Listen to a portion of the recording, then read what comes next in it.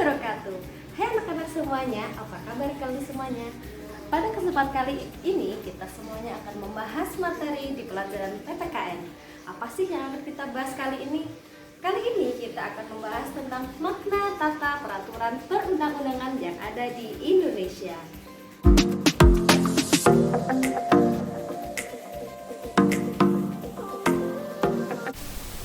Nah, kesempatan kali ini kita akan membahas tentang makna tata peraturan perundang-undangan yang ada di Indonesia. Tetapi sebelum kita bahas, kita lihat dulu ya, pengertiannya apa sih Bu peraturan perundang-undangan? Nah, ini ya. Peraturan perundang-undangan nasional diatur di dalam Undang-Undang Nomor 12 Tahun 2011. Nah, kita lihat nih ya. Peraturan perundang-undangan adalah peraturan tertulis yang memuat norma hukum yang mengikat secara umum dan dibentuk atau ditetapkan oleh lembaga negara atau pejabat yang berwenang melalui prosedur yang ditetapkan dalam peraturan perundang-undangan. Jadi jelas ya di sini anak-anak, peraturan perundang-undangan itu sifatnya tertulis, nah, memuat norma hukum yang mengikat secara umum, dibentuk dan ditetapkan oleh lembaga negara atau pejabat yang berwenang, ya. Tentu saja melalui prosedur yang sudah ditetapkan di dalam peraturan perundang-undangan. Nah, habis ini kita akan bahas apa saja sih Bu tata peraturan perundang-undangan yang ada di Indonesia. Nah, ini ya, ada 7 ya. Sesuai dengan pasal 7 Undang-Undang Nomor 12 Tahun 2011, peraturan perundang-undangan di Indonesia itu ada 7. Ya, yang pertama nih ada UUD 1945, 2 ada ketetapan MPR, yang ketiga ada undang-undang atau peraturan pemerintah pengganti undang-undang, yang keempat ada peraturan pemerintah, yang kelima ada peraturan presiden, keenam peraturan daerah provinsi, dan yang terakhir adalah peraturan daerah kota atau kabupaten. Nah, habis ini kita akan bahas satu-satu ya, bentuknya bagaimana, siapa yang menetapkan.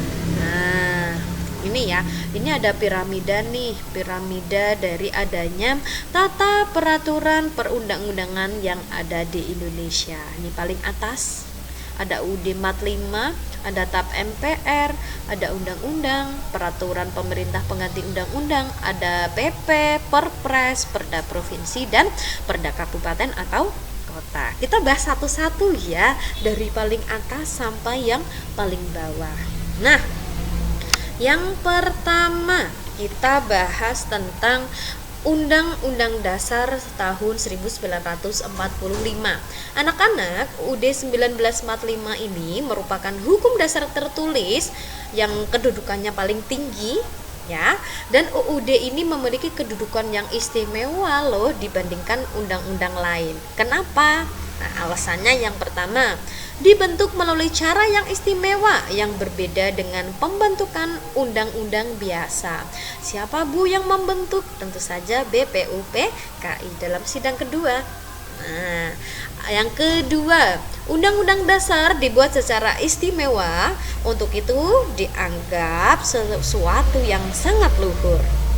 Yang ketiga, UUD adalah piagam yang menyatakan cita-cita bangsa Indonesia dan merupakan dasar organisasi kenegaraan suatu bangsa. Itulah kenapa Undang-Undang Dasar itu sangat istimewa. Nah, ini adalah contoh. Nah, ini bentuk dari adanya Undang-Undang Dasar 1945. Tentu anak-anak tidak asing ya dengan ini ya. Baik, yang kedua kita akan bahas tentang TAP MPR. Nah, TAP MPR ini dikeluarkan oleh MPR. MPR kepanjangan dari Majelis Permusyawaratan Rakyat. Kenapa Bu kok dikeluarkan MPR? Nah, ini sebagai konsekuensi dari tugas kedudukan dan kewenangan MPR sesuai UUD 1945. Ini adalah contoh adanya TAP MPR di Indonesia. Ini salah satu contoh aja ya. Anak-anak bisa melihat contoh TAP MPR yang lain. Tentu di Google sangat banyak. Ini yang Ibu cantumkan, ini ada TAP MPR nomor 3 garis miring MPR garis miring 2020 tentang sumber hukum dan tata peraturan perundang-undangan. Kita lanjut nih ke undang-undang. Siapa sih yang berwenang untuk membuat undang-undang? Di sini cuma tercantum DPR ya, tetapi anak-anak, undang-undang ini yang berhak untuk mengajukan yaitu DPR atau presiden. Presiden boleh nggak Bu mengajukan? Boleh ya, nanti ditambahi sendiri. Nah, ini adalah kriteria agar suatu masalah bisa diatur dengan undang-undang ya. Yang pertama nih, UU dibentuk atas perintah ketentuan Undang-Undang Dasar 1945.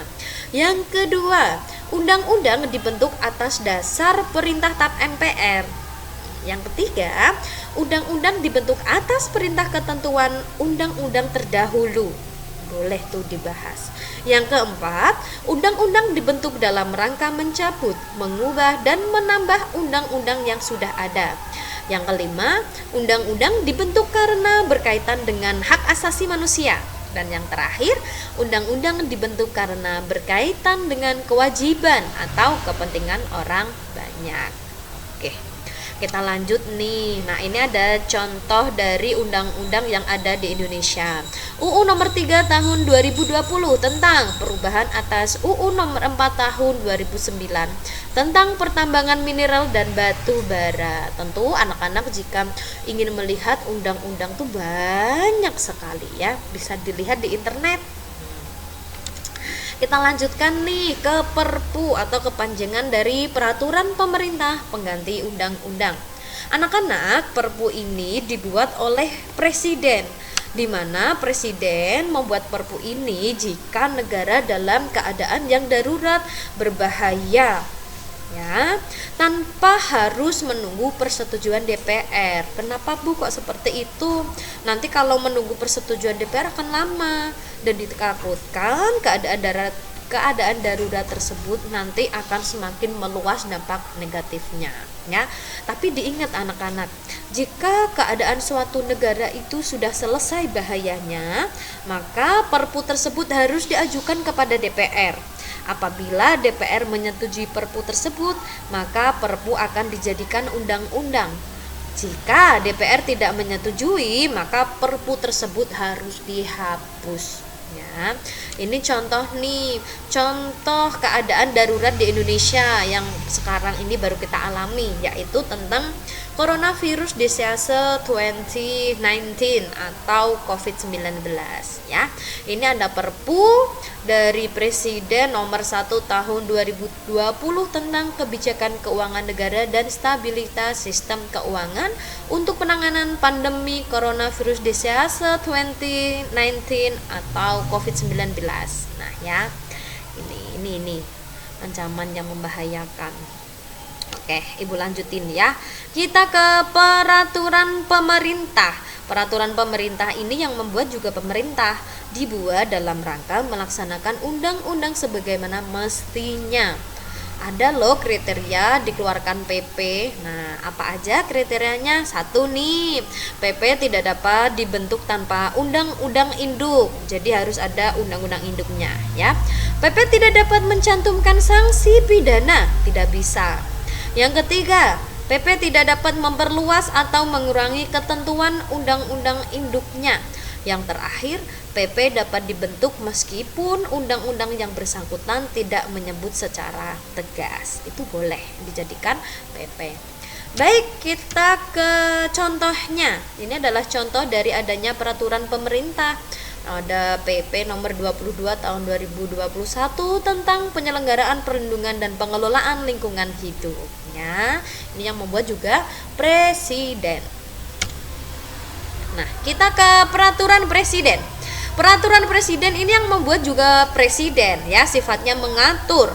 Materi dari muatan peraturan Presiden adalah materi yang diperintahkan undang-undang, materi untuk melaksanakan PP, atau materi untuk melaksanakan penyelenggaraan kekuasaan pemerintah ya. Nah, ini contoh dari adanya peraturan Presiden. Ada PP Perpres ya. Perpres nomor 14 tahun 2021. Nah, kita lanjutkan nih. Kita ke peraturan daerah ya. Peraturan daerah ini peraturan yang dibuat untuk melaksanakan peraturan perundang-undangan yang lebih tinggi. Perda ini dibuat dalam rangka melaksanakan otonomi daerah. Jadi anak-anak yang memiliki kewenangan otonomi daerah itu dua ya, provinsi dan kabupaten atau kota. Jadi yang berhak untuk mengeluarkan peraturan daerah yaitu provinsi dan kabupaten atau kota. Nah, kita lanjutkan nih. Perda provinsi. Nah, ini ya dirancang dan diusulkan oleh DPRD provinsi atau gubernur. Setiap provinsi yang ada di Indonesia itu berhak untuk mengeluarkan perda. Ini yang Ibu contohkan ini perda yang ada di Provinsi Jawa Tengah ya, yang membuat DPRD Provinsi Jawa Tengah atau Gubernur Jawa Tengah. Nah, ini Pak Ganjar nih. Pak Ganjar masih saudaraan sama Ibu. Yang terakhir ini perda kabupaten atau kota dirancang oleh DPRD kabupaten atau kota atau bupati atau wali kota. Anak-anak tahu nggak bedanya kabupaten atau kota? Tahu nggak ya? Kalau kabupaten itu dipimpin oleh bupati, kalau kota dipimpin oleh wali kota. Contoh nih kabupaten yang ada di Jawa Tengah, ada Kabupaten Semarang, Demak, Kudus, Blora, Grobogan, Kendal, dan lain sebagainya. Kabupaten itu yang memimpin adalah bupati. Contoh kota yang ada di Jawa Tengah, ada kota Semarang, kota Magelang, kota Solo, kota Salatiga. Itu yang memimpin adalah wali kota. Jadi di sini kedudukan kabupaten atau kota itu setara ya, sejajar. Begitu materi kita pada kesempatan ini.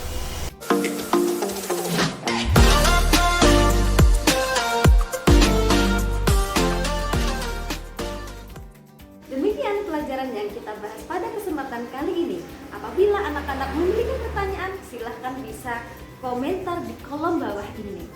Ya, kita ketemu di lain kesempatan di session berikutnya.